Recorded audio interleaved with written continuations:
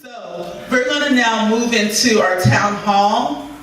I'm going to call Akom Dr. Kwesi up to lead us in this discussion about the Akan in the next 50 years.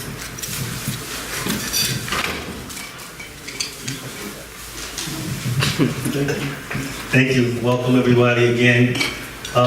This portion of the program, which we've already started having some dialogue, is to talk about where we want the Akan culture to be in the next 50 years.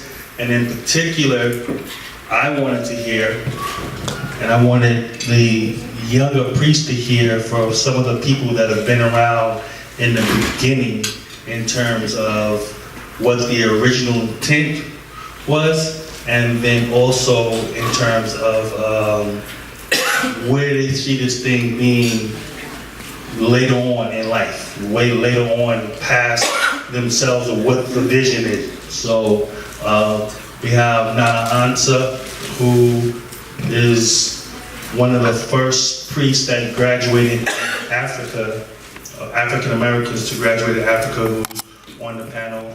We have Nana Kwesi, who is one of the first chiefs that was installed. And then we have Nana Adzua, which was there at the beginning. So I'm not dating you, actually.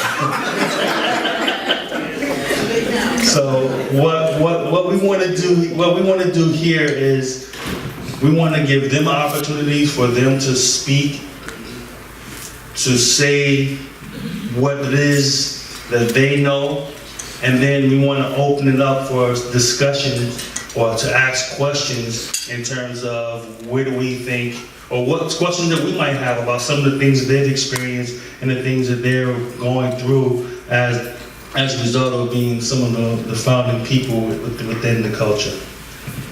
All right? So, you want a mic or?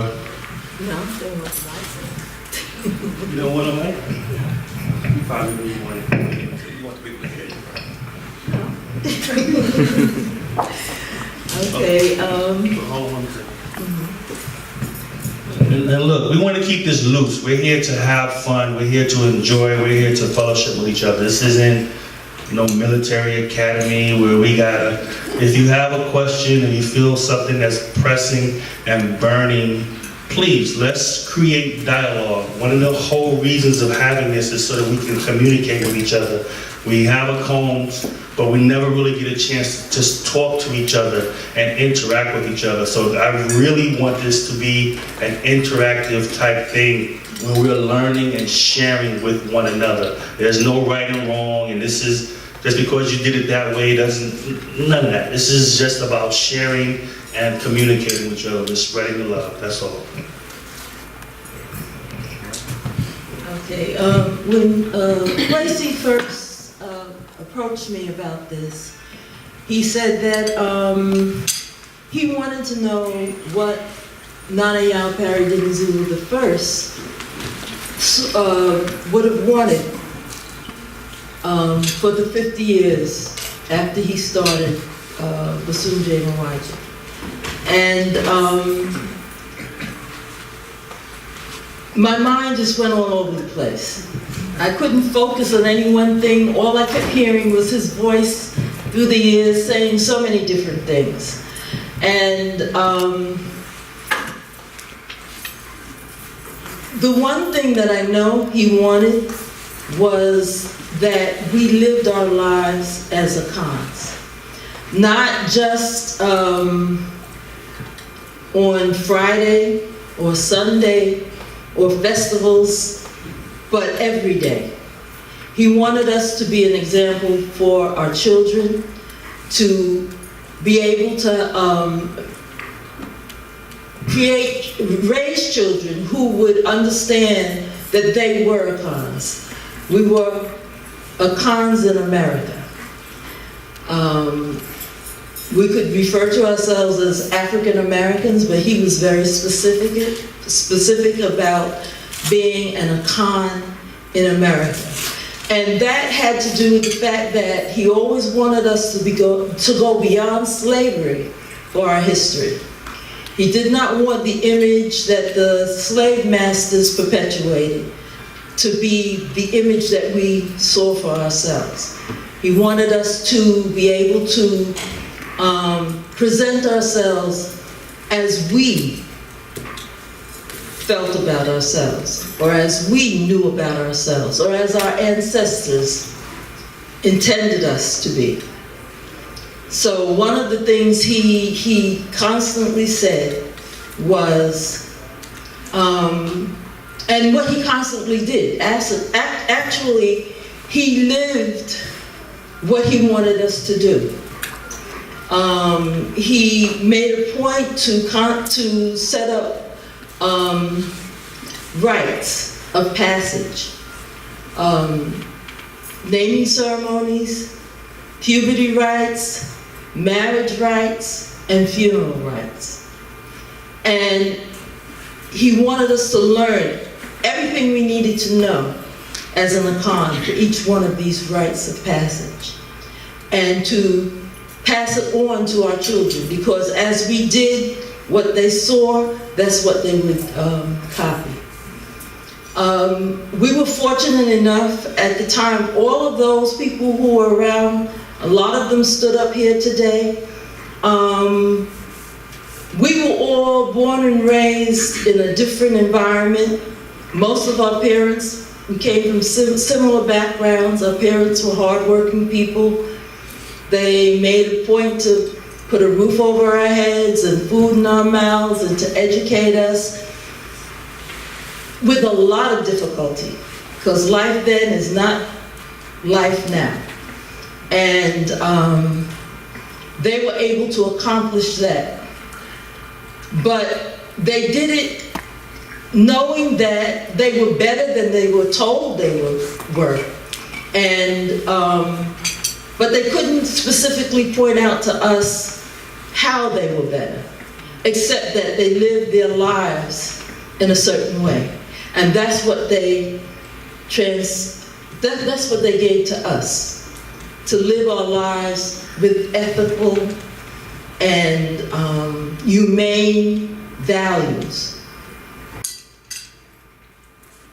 When we met Nana Adzua Opare Zulu, for me it was in the 60s, and that's the I'm black and I'm proud era. And a lot of us jumped in with both feet. At the time, most of us were students, and we didn't have a lot, but we had what Nana would call, give me your eye power, your brain power, and your creative power. And that's what we came, those were our gifts to him, and that's what he utilized. And that's how we built. But what fascinates me is, from that,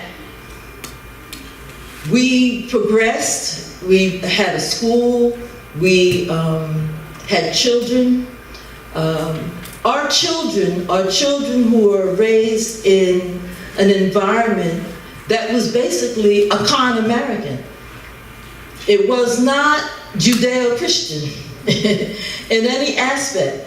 And I can remember one young man, Adzua Opare, had gone through the school and everything. He graduated. He went to school down in Florida, and he called me up one day and said, Auntie Adzua, I think I'm going to have to take a Bible class. I said, why? He said, they're teaching it, and they're referring a lot to that in history and English and certain things. So I think I'm going to have to take one of these Bible classes they're offering so I can figure out what they're talking about. And I had to laugh to myself, because a lot of the references he kind of was asking me about, I knew, because I grew up going to Sunday school and church and spending half the day in church and all of that. So a lot of the references I knew, and I realized they had no idea what these people were talking about when they referred to a lot of that, because that is not the way they were raised. They were not in that kind of environment. And to me, that was fascinating. To me, this was something to watch. To me, that was something that that Nana, that was one of the reasons why he wanted to have a school, why he wanted to have a place of worship, that why he wanted to have these environments that we could surround our children with what we knew Akan's were, so that they can emulate and carry it on from there. So the basic thing for the next 50 years is to continue to live our lives as Akans, because in doing so, day to day to day, 24 hours every day, we show people what it is. And in showing people what it is and what it does for us and how it makes us feel and how it can make them feel and how they can understand who they are, because there are too many people wandering around not knowing who they are. And because they don't know who they are, they become Kardashians and any other number of people they show on TV, and they're confused. Totally and completely confused, to the point where we're losing, as a people in America, our humanity. We'll pass it on to Nana Kwesi. Does anyone want to ask any questions or any pressing things?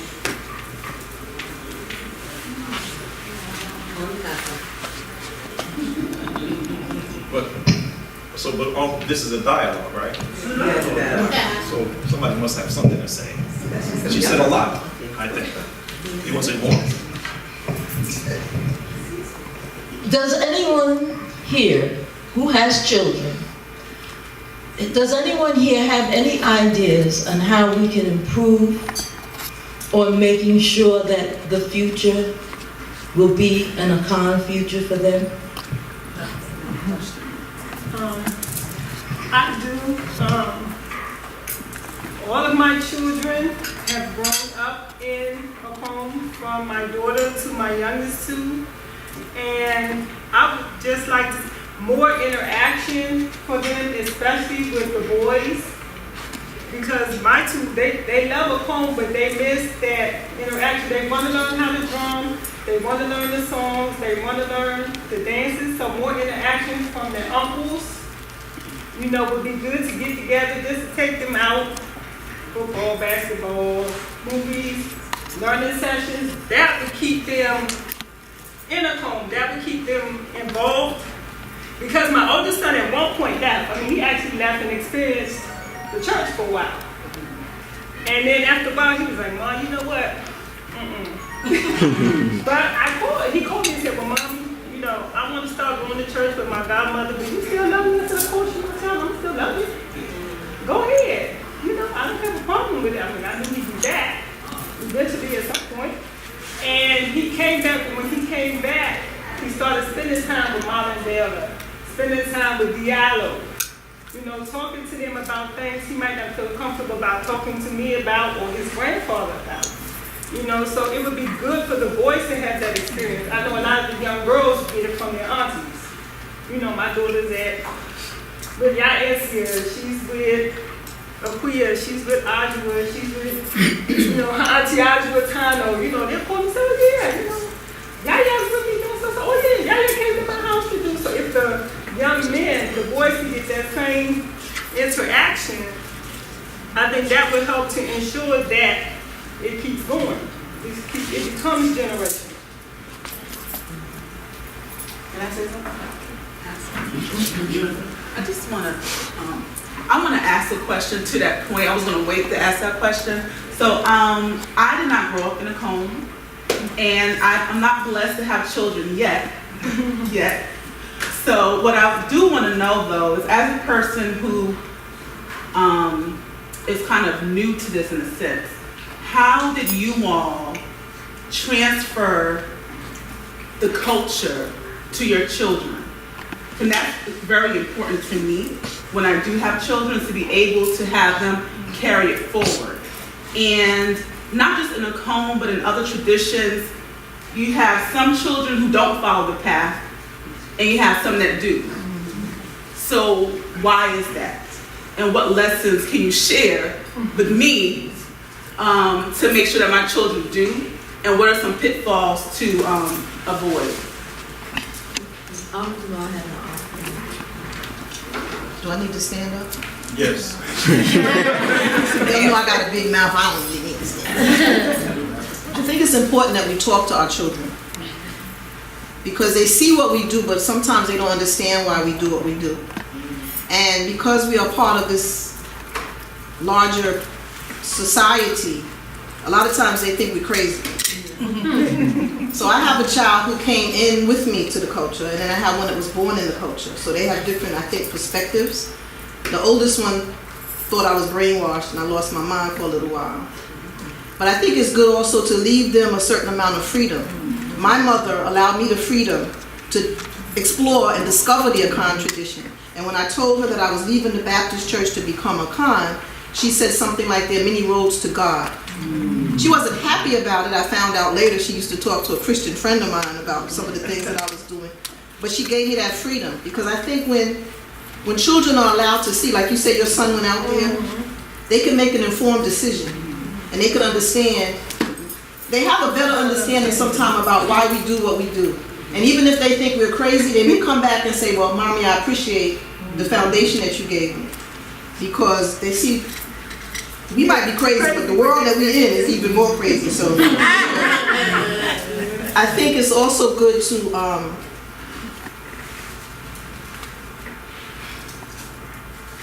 I think we have to communicate with them. Let them know why it is that we do what we do. So that if they have questions, they can come to us. And also, like you said, to have the wider community. It takes a village. You know, and they may not understand, like my older daughter, she's not my auntie, why I gotta call her auntie? But now she knows that this is her family too. And she has more than one person she can go to if she needs to talk to someone about something that she can't come to me about. I think we also need to communicate with each other more. I was saying in the bus on the way here that I think Nana Kwesi made a comment that sometimes we learn more about each other at funerals. Well, not at each other. We learn more about the person when they're deceased than we know when they're alive. And I know that there's a lot of people in this room that I know the face, but I don't know what they do. I don't know anything about their background. And since we are family, maybe if we came together like this and talked about what we do and what our struggles are and how we can support each other, and our children see that, they can carry on that tradition and know that they can be there for each other after we close our eyes.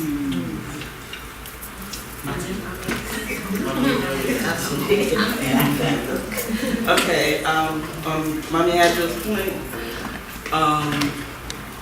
what we did in our household is that extended family concept was so important. I remember when I had my son, I keep telling Mommy Kwesi, Mommy Adjua, Mommy Akan, everybody in that house, if they weren't there, I don't know what I was at. I just had one kid. So every time I saw everybody have another child, I was like, you're really strong. I didn't know what I would do. And so one of the concepts that Nana always instilled in us was to live the culture 24/7. Everything in our house, everything that we did, the food we ate, the clothes we wore, the names we gave our children, it was all incorporated. We always talk about back in the days, we were at the Bosom Fier like 7 days a week, almost 24 hours a day. And getting back to what Auntie Aygeman was saying, that's what we did to help make us stronger in what we were doing. To the point that this guy and Kwesi, they have our cones. They just had a festival the other day. And I'm serious. First of all, they started off with a shrine in my backyard. And I went, huh? And can we have some powder? Can we have white cloth? Can we have a flower? Can I use the drums downstairs? I'm like, I guess. And they have a cone. And they get possessed. They dress and they do the whole 9 yards. And I'm like, who taught y'all that? You know, but it was something that they saw, something that they lived, something that they breathed, something that they ate. It was in them 24/7. So they were raised in it. They had their identity. They came to every Akom, every function that we have at the Bosom Fier. So, I mean, it has to be 24/7 thing. Can't be part-time this and part-time that. Because it's not going to go very far in the next 50 years if we keep chopping off pieces of the culture that we're not going to deal with. We got to keep all the culture. Every tenant, everything that Nana is established here in the United States, from my mommy had just talking about the rites of passage. I remember back in the 70s, those wedding ceremonies were the bomb. You would come down, I mean, you didn't know who the bride was because everybody was just dressed to the nines. I'm telling you. I mean, those wedding ceremonies were really, really nice, and it was really a beautiful event. It's a beautiful situation that everybody was in. And so, because of that, everybody wanted to be there. And then we had what we call the Bembe Akoms. Oh my gosh, those things lasted all night long, and we just stayed with each other. I mean, and then with the Nana had the cultural arts center, so we had the dance classes, and he brought in different Africans. And going to Ghana the first time in '71, I'm gonna tell you, $325 for 6 weeks. We were happy campers. That was a long time to be away from home, but it was the first time we were there, and he just let everybody explore the culture. A lot of us went to Latte, some other people went and explored Ghana on their own. It was all good and fine, but it was really a very impactful experience. So that when other people went, like my brother Mensa, he went and he learned how to carve. He went there and got all the tools. I mean, this is how immersed we are allowing ourselves to be in this. We can't keep chipping away at it. We can't just say, well, I'll do this, but I won't do that. You know, this is about being Akan 24/7, and we need to be Akan 24/7. If we want to have this culture continue to grow for the next 50 years, we got to live it 24/7.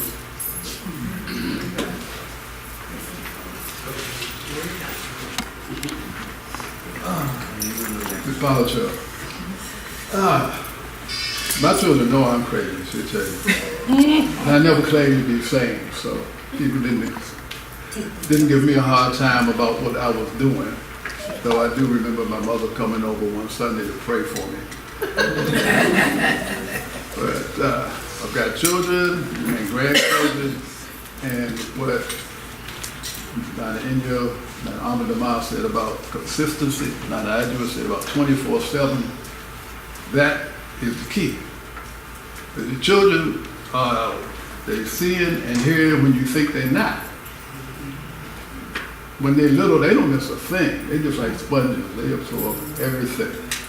And what we do, what we say, how we act toward each other, that is what makes the impression on them. That's what makes the impression on them. They see us loving each other, respecting each other, then they have learned the fundamental thing about Akan culture, respect for the world. At the naming ceremonies, that's what the children are always told, respect the world. And it works. It works.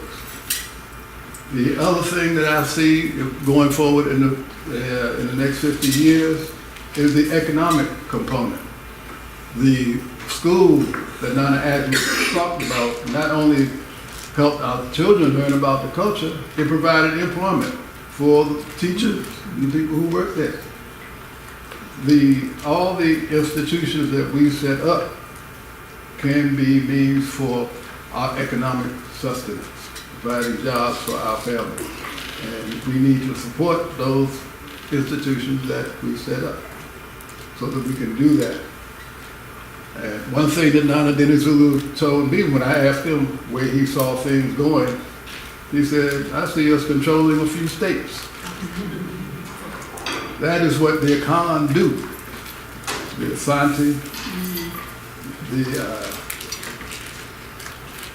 Achim, they have states, and the Akom, the spiritual part, is the foundation in which they draw their inspiration and their strength to build not only their families and their communities, but to have states and control land. So they know that what they want to do is on a firm foundation secured that can go on for generations.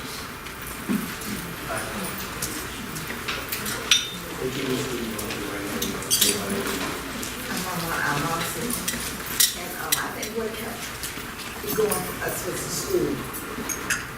And our children, we have some who practice Akan, we have Christian, but we're respectful for everybody's decision. But they grew up in the school, and that environment was open to many different religions. And they got exposed to many different religions, but they were traditional religion mostly.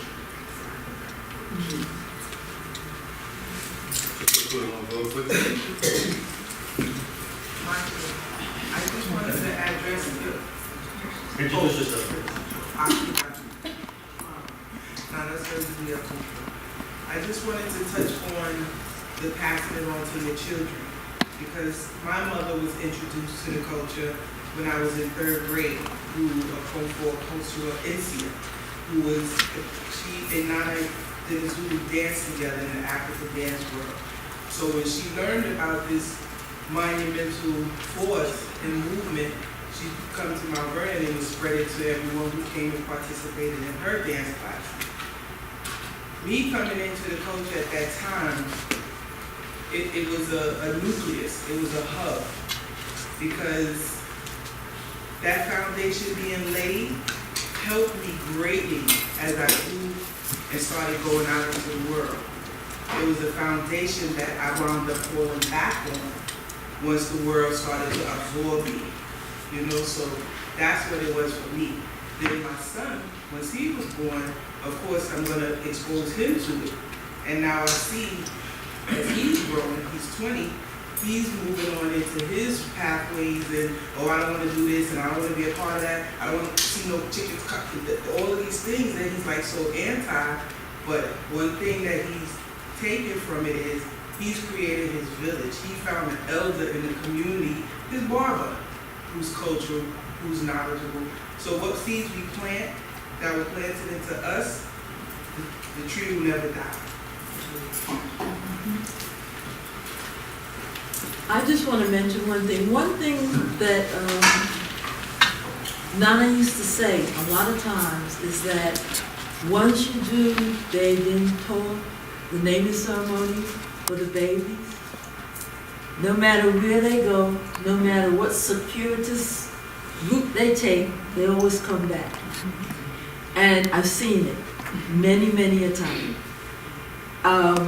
And I'm amazed by it, because you think you're losing people, and what happens is, and one of the things I can never forget, when one of our kids went away to college, and then it seemed like every week she was calling me with another set of problems that somebody had, her roommate, the girl down the way, the hall, and I mean, some of these kids had some very, very serious problems.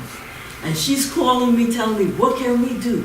Would you pour a libation for this one? She's giving me her name. And would you pour a libation for that one? She's giving, oh, my friend's father, he's going blind. He just found out he had diabetes. Can you pour a libation? What should he do? What should he eat? What should he drink? I mean, it was like almost every week. And at one point I had to tell her, I said, you know, I know you want to help everybody, but please keep in mind that you're there to study too and get a degree as well.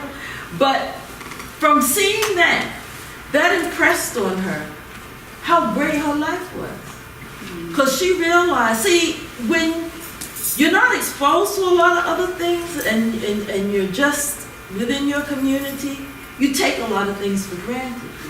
See, we thought that they should know how wonderful they had it, because we had to fight with our parents. I didn't have it as good as some of you all. I loved your mother. I still love her, and your father. But let me tell you, I had to fight with my mother, her 5 sisters, and her 5 brothers. And then they kept telling me that my grandparents weren't going to be happy, except that my grandmother kept telling me quietly, oh, I like the way you dress. I think I have some cloth you could use. She was quite happy with it. But she wasn't saying it loud enough for them to hear. a real struggle for a long time.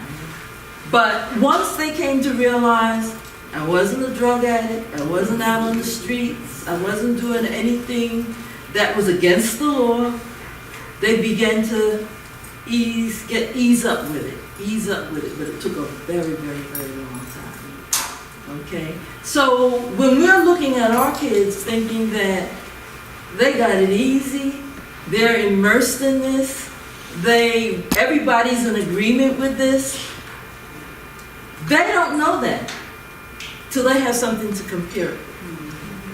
And once they got out beyond us and compared it, they realized they had it pretty good.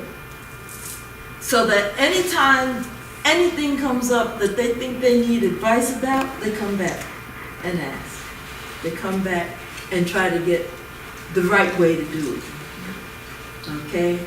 And what I'm seeing now, because a lot of them have grown and they're having children of their own, they're also coming back, as Nana said, with their eye power, their brain power, and their creative power. Being an example for your children, if you were not born into the culture, as many of us were not, then you've adopted it and embraced it and practiced it. So you're an example for your children, and that's very positive. But the idea of community, the idea of your children being influenced and supported by the positive reinforcement of what you're teaching them and how you're living becomes very important. So it's what you do in the home that starts that message, but then also there's people that you surround yourself with that reinforce that message, and that helps them. It helps to defend against some of the negative influence that they're going to be exposed to in society as their reach expands beyond the house and the block and the community. They're going to be exposed to more things. They're being exposed to more cultures. They're going to be exposed to temptations. They're going to be exposed to more things. But when they know it's not just in my household that this is being done, but in my community that this is being done, it really tends to reinforce that cultural identity that you're trying to instill in the children. Which begs the point that it's just starting in the household is one thing, but it becomes very important to form a community, to be part of the community, to try and have that. We were in close proximity, but we were in close proximity because we moved to that community. I mean, I lived in the Bronx when I moved to, and I lived a lot of other places before we were on Suffolk. We were on Crescent Street, and we were on Crescent Street because at that time in Nana's development, that was close to his proximity. But doing that commute on Friday nights got to be, so you look for someplace closer. But then a lot of us, people in this room, a lot of us moved into Queens to be in closer proximity to this community and form this community. Because as a number of people have pointed out, it's not just the consistent application of these cultural norms and practices that help to shape our own identity and the identity of our children. It's how extensive it is. It's how pervasive it is. It's how much you're able to immerse yourself in it. If you listen to people talk about Christianity, people who say they were raised in the church, they talk about having to go to church, 6-7 days a week, and all the different practices that they had, the choir, the men's group, the women's group, the date group, the whatever group, all of the classes they had to do, because they know that they're trying to instill this belief system in people. Okay, but we have the same task, and we're faced with similar challenges, that we're faced with trying to introduce what is in large measure an alien cultural identity, and it may be intrinsic to us and inherent in us, but it's alien in the society that we're living in. And the society we're living in tends to be hostile to African culture. It denigrates African culture. So we're faced with that obstacle, and it becomes even more important that we're consistent and pervasive, and make sure that we find every opportunity, because Akom is what it starts from.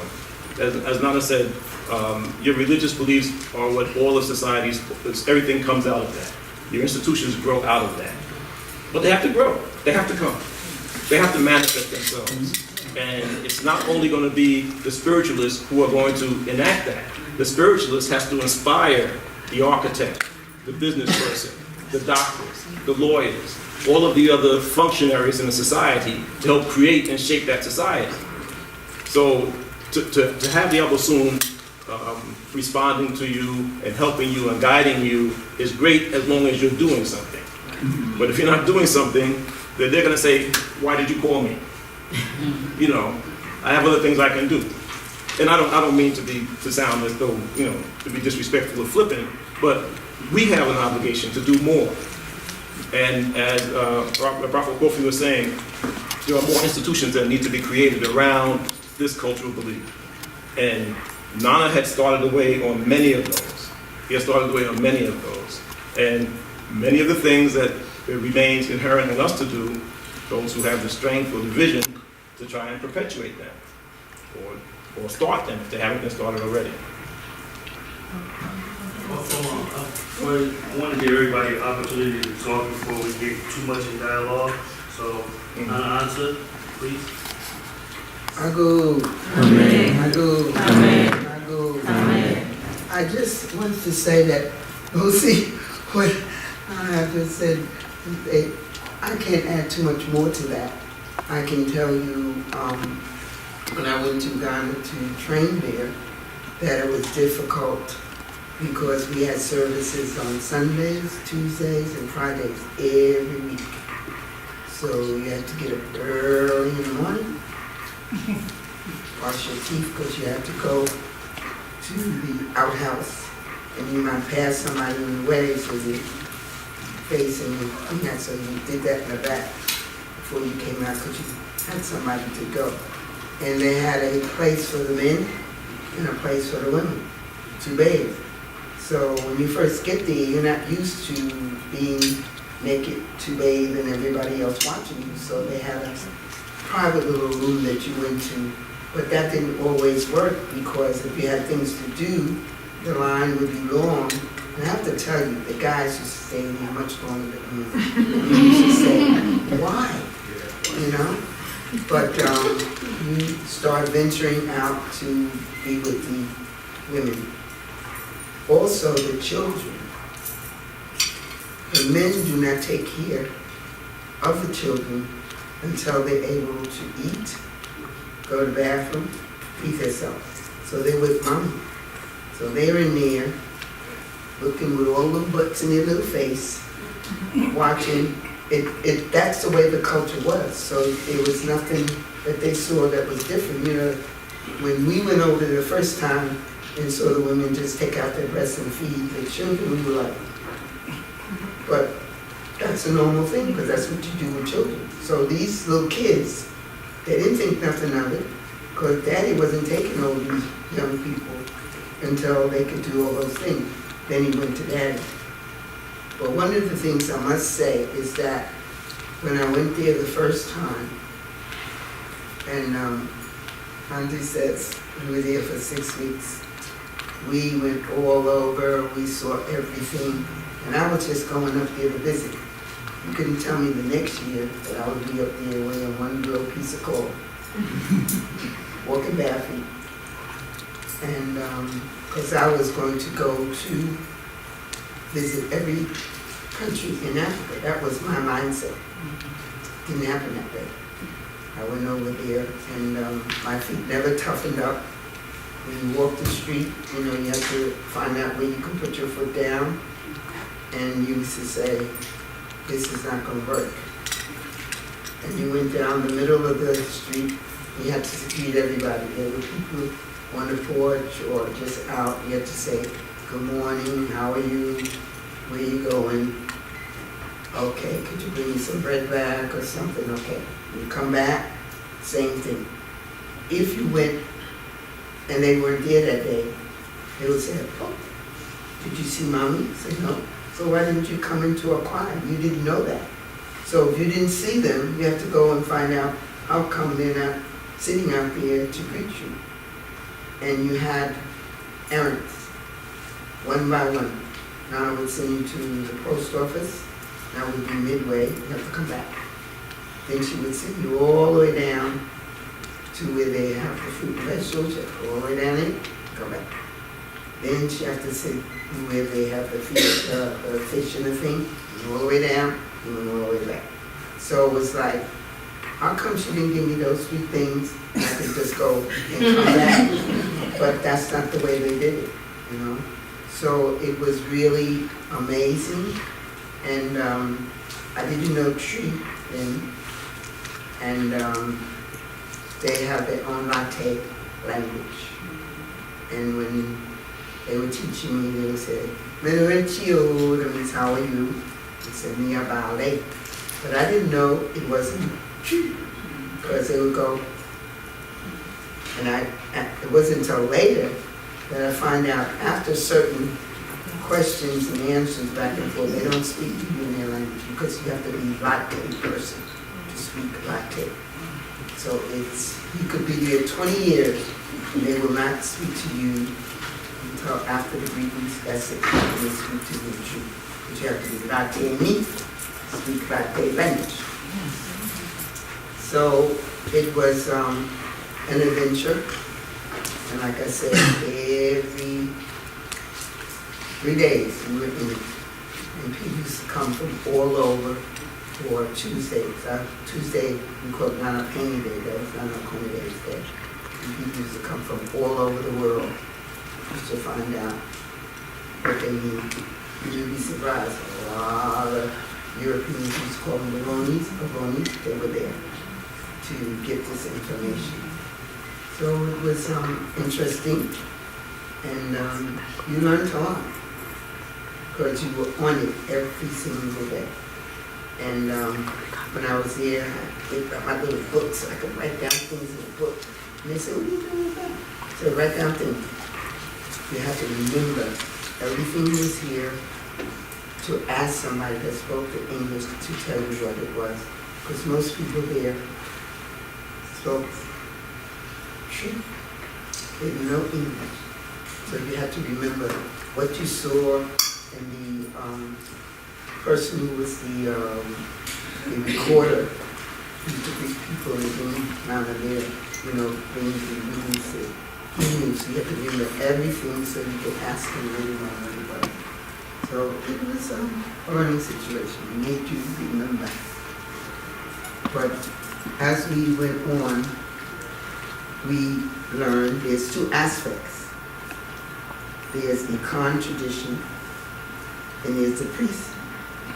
So when you went up there, you learned the Akan. A lot of people do not know the priest tradition. They just know the Akan culture. So that's the layer that you have. So it has its own thing. And when you learn about the priest, then that's layered onto the Akan tradition. So when we get it here, we're mostly dealing with the Akan priesthood. So you're learning 2 things at the same time, and you find it really hard sometimes because it's layered. But you're learning 2 aspects of the same thing. There's a lot of people here that do not know the priest tradition. They just know Akan culture. So that's basically it. Just real quickly, we have about 30 minutes in terms of conversation, and then lunch is going to be served. So if anyone, I think there was a couple people who had their hands up and wanted to ask a question. I just want to add, I think it's important that we instill in the children the importance of their names. It was mentioned that, I think Nana Adzua mentioned once they have the Edentoa, they'll remember who they are and they'll come back if they should go outside. When you meet Ghanaians, they often tell you their Christian or Islamic name.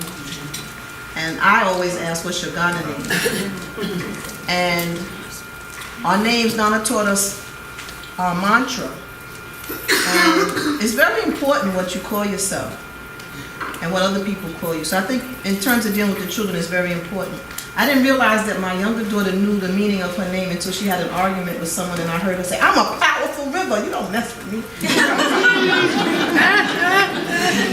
I had no idea that she understood what that meant, but our names are powerful, and I think in terms of the children, they may feel being in a larger society that our names are strange because we're not Mary and John, but once they understand that when they get to that point in their experience that they understand why they have that name. I think that's a crucial part of passing the tradition on to the children. As far as the children to keep them immersed, I know when I was in training and I would get up to pour libation after I had Yaya, she would always want to come, and I remember I'd send her away, and I remember I think mentioning to Auntie Ansaa, and she was like, no, don't do that. Let her be there with you. You know, so when I got up, she would get up, Mommy, where's my lapa? She found her lapa, she would wash her face and brush her teeth, and she'd be right there on her knees with me, pouring libation. And sometimes, if I would be really tired to go to sleep, she would wake me up like, Mommy, it's time to go pour libation. So keep them immersed. Like, Kwajo, when he was little, he would get up in the morning with my dad and follow him downstairs to the shrine every morning. He do a sacrifice. Grandpa, what you doing? Kwajo, I'm getting ready. Can I go with you, Grandpa? Is it okay with your mom? Yeah, it's okay with me. Downstairs in the shrine with his grandfather. Sometimes he go downstairs. You know, he in the shrine, on his own little libation. When you said Akom Kese, I would have to buy a lot of powder because I get to the Akom and say, where happened to all my powder? My children have had the Akom. Y'all would be like, Mommy, I need a locker, because he couldn't say locker. I said, I need a locker. And him and Yaya. And they drumming in the living room, it's really having the Akom powder all over where it get possessed, and I need it for Nana. You mean what? I need you. So keep them immersed from when they're little, and when they get older. Like my son, y'all called, Mom, I'm coming home. When is it that? Is there a Akom going on, Mom, home? When you come home from school, is there an Akom going on? So if you keep them immersed from birth and still let them have that outside experience too, they'll come back. Because like, Yao, at first he would call Mom. Where can I need to pour libation. No, he sent me an email. I need you to send me a libation. I said, you need a what? You want a what? He said, I need a libation. I said, okay. So now before he leaves the house, he doesn't go anywhere without pouring libation before he steps out the front door. I would like to say something. I'm not AC, from Kwesi. And as I'm listening to everybody talk, and we're talking about where we would like to see us in the next 50 years or whatever. I guess I have a little pet peeves about certain things, but I'm gonna, shoot all around. Okay, Nana, I was with Nana from the very beginning, starting the culture, and, the religion, dance company, everything.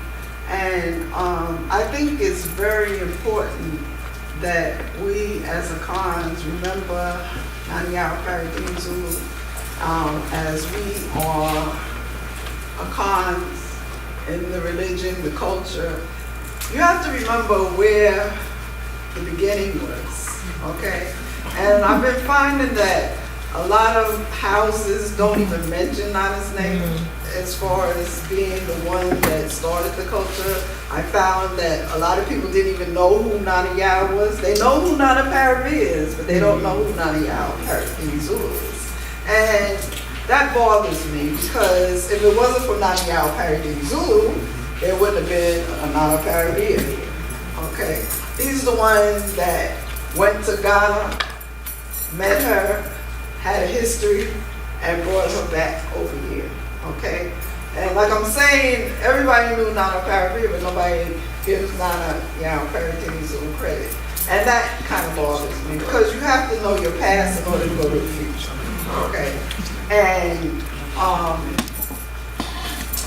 so it makes it, what I'm finding also, it's almost like people build these houses and make it seem like they're the beginning, when it's not.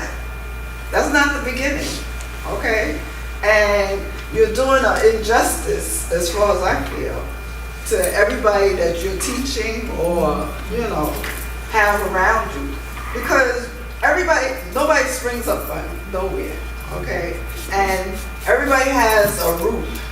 And if you don't know your root, how are you gonna have a tree, and you don't know where the root is? I mean, and I don't think it's taken away from you or whatever you're trying to do if you not mentioning, you know. So I think that's very important because it's almost like you're gonna forget or it doesn't exist. But he did exist, and he did a lot. And a lot of people in this room is following what he started. So pour libation to him, put food down. It's not gonna, you know, I mean, is it taken away from what you're doing or what you're trying to do? This is something very, very important. And if we want to see it to go further, then we have to acknowledge the root. Okay? Very simple. Acknowledge the root and then keep it moving.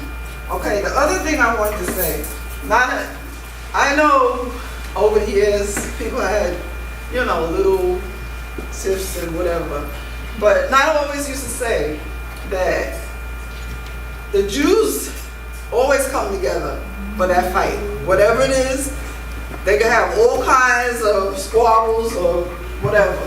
But for a common cause, they will all come together and work together to get that job done. And we can do the same thing. It's not taking nothing off of my shoulder, not taking nothing off of your shoulder or whatever. But it's important that we work together, which I find that we don't. We support some things and then we don't support other things. And the other thing that I'm finding is we don't live the culture 24/7. Okay? Call you up at your job, Mary Jo, you gotta ask for Mary. You gotta ask for, you know, Sam or whatever. But why?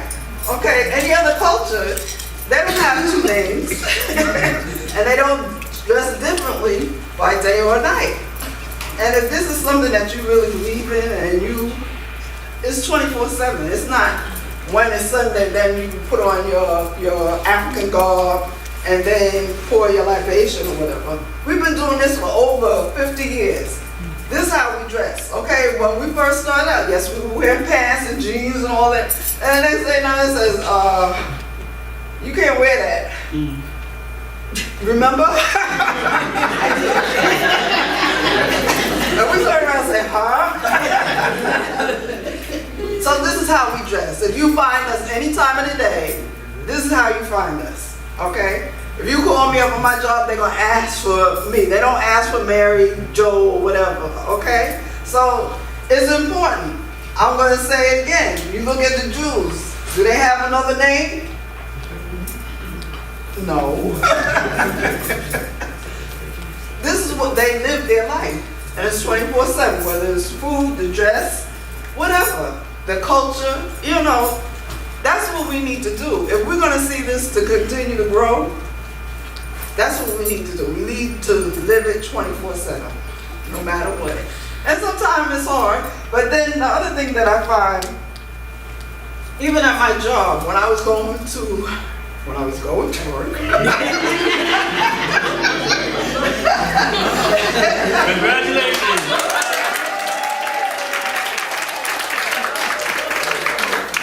Okay, if I wasn't in uniform, they would find me like this. They would find me like this, okay?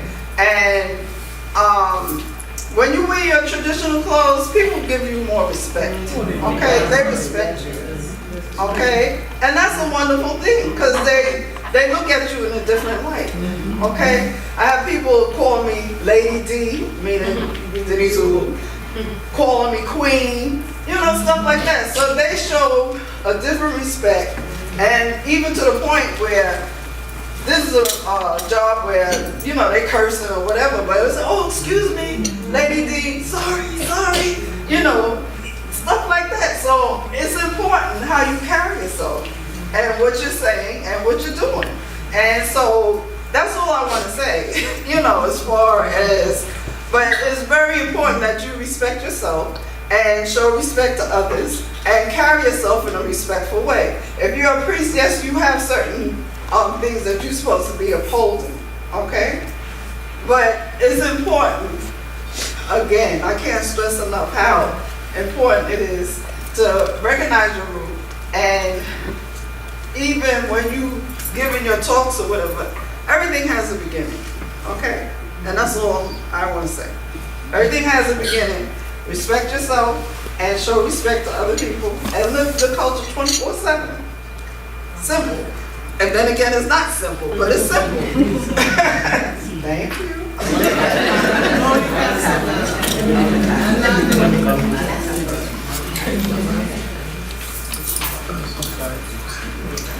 piggyback on what you said, I think it's very important for some, I don't know of anybody yet who's starting schools, who's continuing the school. Because I think the schools are very important in transferring the culture to the community and to our children.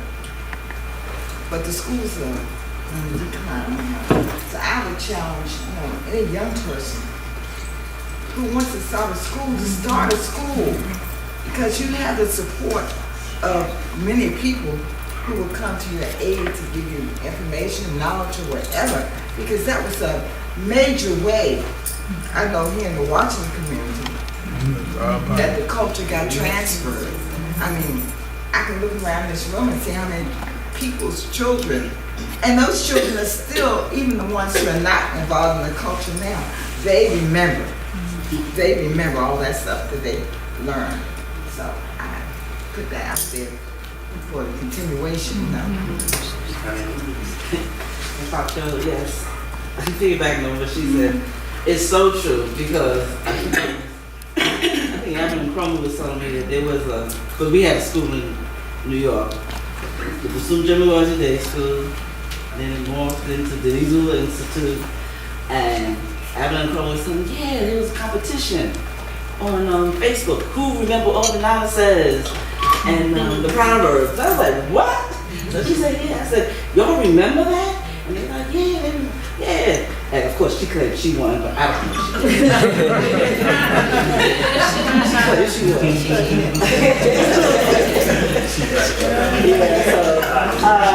But the impact of the school is so strong. It really is because I don't have a school anymore, but I do have a daycare. And because my Akan and I were like, okay, let's slow this down. Because, running a school, takes a lot of energy. And we're getting up there in here, so yeah, we want to pass the coochie to the right-hand side.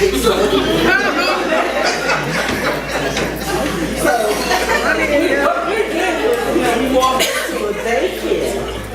So, and then we had people come and say, yeah, Auntie Fiesta came to me and said, no, my daughter got to be in your daycare because I need her father to have that love that I had when I was growing up. I was like, okay, very good.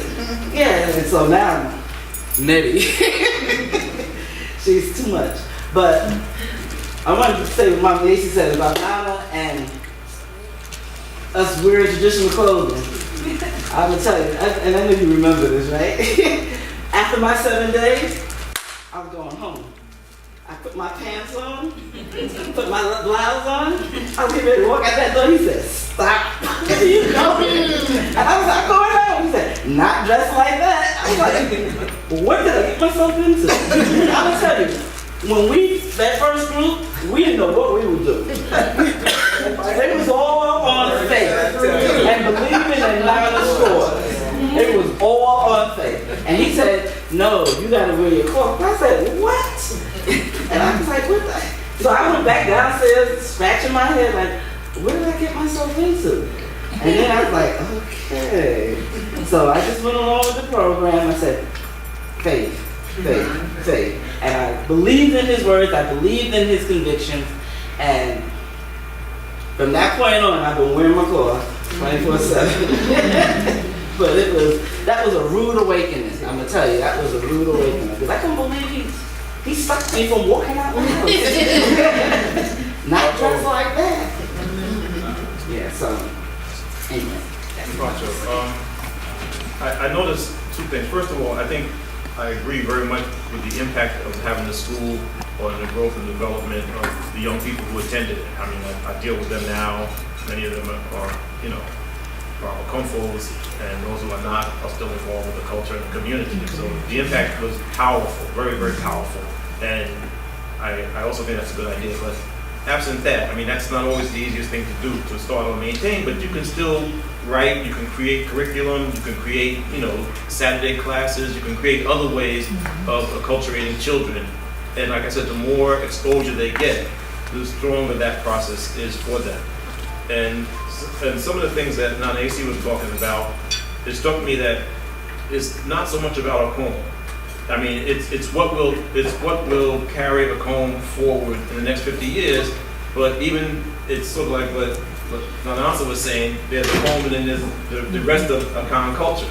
And in African culture, there's no separation of society and religion. You know that religion is not a Sunday thing; it's an everyday thing, and it's an integral part. It's interwoven with the fabric of society in so many different ways.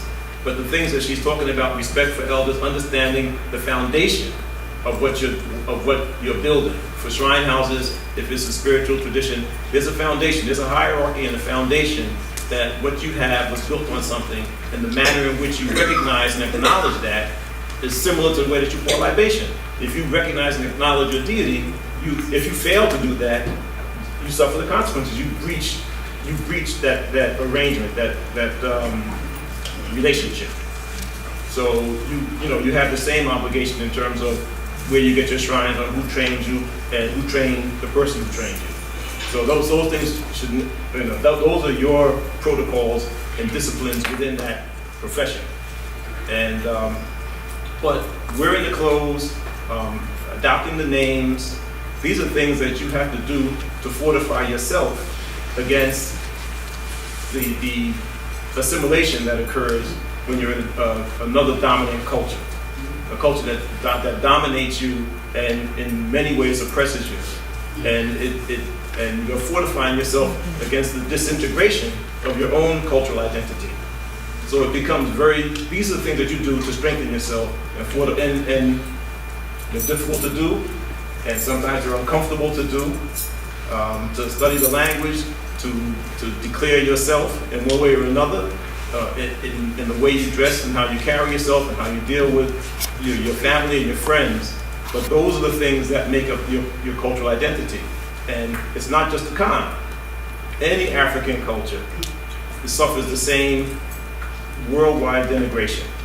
And it becomes very important to fortify it, because there are people in the highest places in this town who would just as soon see it destroyed completely.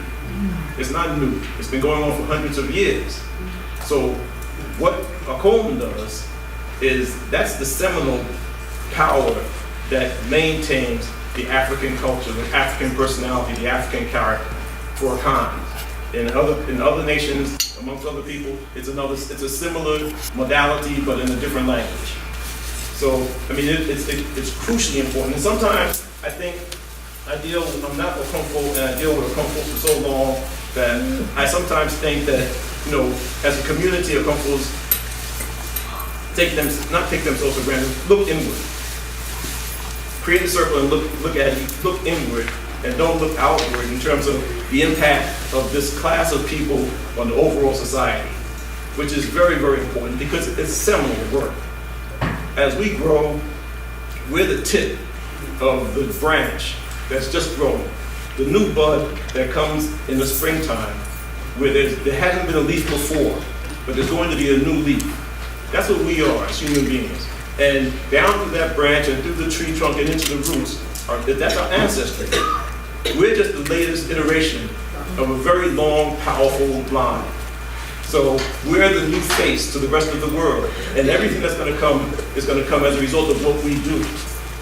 And what Nana Adzua started here was revolutionary.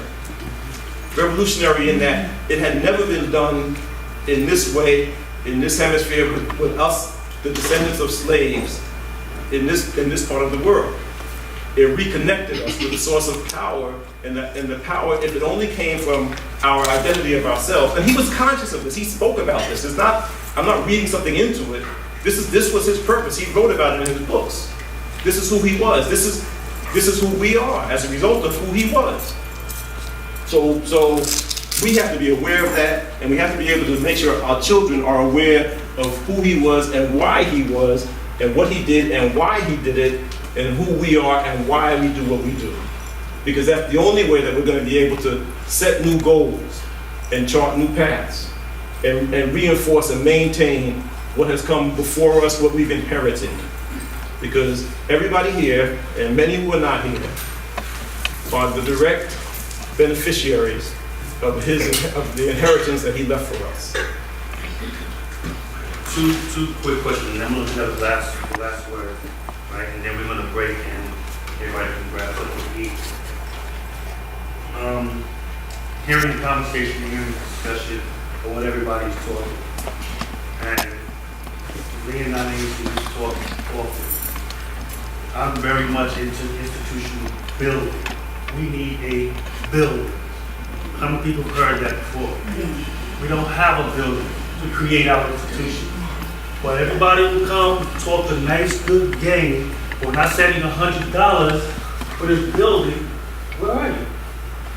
When we need to do something, we have enough power in here financially to do and meet the goals that Nana Yao has established and things that we were talking about, not about quick idea, in order to keep this thing going. But talking about it isn't going to get anything done. We need money. Keeping it real. Everybody knows this. Everybody's aware of this.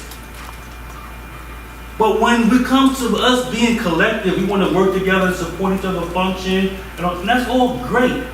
But we're not building any institutions. I'm not leaving anything to my kids. We're not leaving anything as a community for the next generation. So when does that conversation take place? When do we start pooling our economic resources together to build these institutions so they can continue to have a school? It shouldn't have to be going from iteration to iteration because we're trying to find a building. It should be, this is the building, this is the activities, and this is what we're doing. When did that happen? When did that conversation happen? I want him to have the last word, and then if we got a couple of time, we'll take you. I know we don't have time for it today, but I think a lot of it has to do with what Nana Adzua said about people having differences of opinion and starting different houses and whatnot. I'm not saying there's anything wrong with that as long as we are on the same page in terms of what our overall goal is. Because I think sometimes, like Nana Kwesi talked about the tree, sometimes branches are good, but divide and conquer is very well in our community. Not just in the African American community, but within the Akan community. And if we don't see that, if we don't share the same image and goal, that's the problem. We don't trust each other. So we're not going to be able to put up, and I think we may need to have another conference or another meeting or something to get beyond that. And I think those of us that are priests should be praying that we can overcome all of our conditioning, because we all been brainwashed and we all have these, you know, we're in America. Even if we're Akan and we wear lappers every day, we still in America and we still messed up. We have to acknowledge our messed upness so that we can move and be, Nana talked about creating a higher man, and I think that's what we need to be about. Get past all that BS and all that crabs in the barrel and all that negativity and move up to be a better person. I'm not going to agree with everything that you say and do, but we can put our money together and build something for our children. So that's where I think we need to go. May I say one other thing? One of the biggest problems is, as Akans in America, and I think it's the America part that's creating the problem for us. Because when I go to Ghana, people get together in a room, and you hear them talking, and everybody has their own opinion, and they're talking, and they're raising their voice, they're standing up, they're pounding on the table, but nobody leaves the room. Everybody stays there and keeps talking. Okay? And everybody negotiates and talks, and they come to some kind of agreement, because when they all finish, they all get up together and carry the law. Okay? So the part of the problem, I think, is we think that as soon as we utter a word, everybody's supposed to agree with us. And it's supposed to be smooth and soft and nice, and then that's good. But I also grew up in a family where there were 11 siblings, and every sibling had a different opinion about everything. And I grew up in that room, hearing them go back and forth with each other. But at the end, it was still a family. And I think that's part of it too. We have to figure out how to make a family. Because what we do within our family structure becomes part of what we do in the bigger picture. And in Ghana, that's the way things are set up. A man is in charge of his family, but his family has a hierarchy also. And that's how the children learn, because within that family, they have that hierarchy, and then you see that same hierarchy in the political structure, traditional political structure. So, it's again, we go back to, if we are Akans in America, then we need to learn how to be Akans, because the Akan comes first. And I know we keep saying Akom, and I don't know if we're saying Akom and Akan and interchanging it. But Akans in America is what Nana used to say. And when he said Akans in America, he meant the whole Akan culture. Not just the religion, not just the chieftainship, not just the schools, but the whole Akan culture. Okay, and then I think some of us need to figure out what that is. Because we're tuned into one thing, but we're not taking in the bigger picture of what the whole community, what the whole village, what the whole town, what the whole state of Ghana is all about. So that's the thing. I think we need to educate ourselves on the tradition itself. And Kwesi also mentioned that the priests are kind of circular and we look inward. It may appear that way a lot of the time, but always remember, the priests are always the people who are also sitting down and speaking one-on-one with everybody who has a problem in the community. Whether it's sickness, jealousy, marriage, anything, having children, they know all the problems in the community. Although they will come out and they don't know anything, because this is private between them. I'm sorry, please. I don't want to be misunderstood. Hold on. I don't want to be misunderstood. All right. I didn't mean to suggest that that was all that they were doing, that they were not doing those benefits, because I've been a beneficiary of those benefits myself.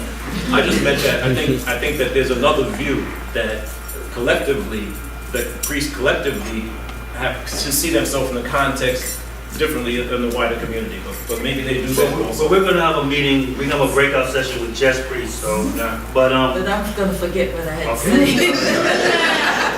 All right, we have, it's 11:52, they already have the food out, so I want to give you the last word, and then we can break, and everybody can get their food.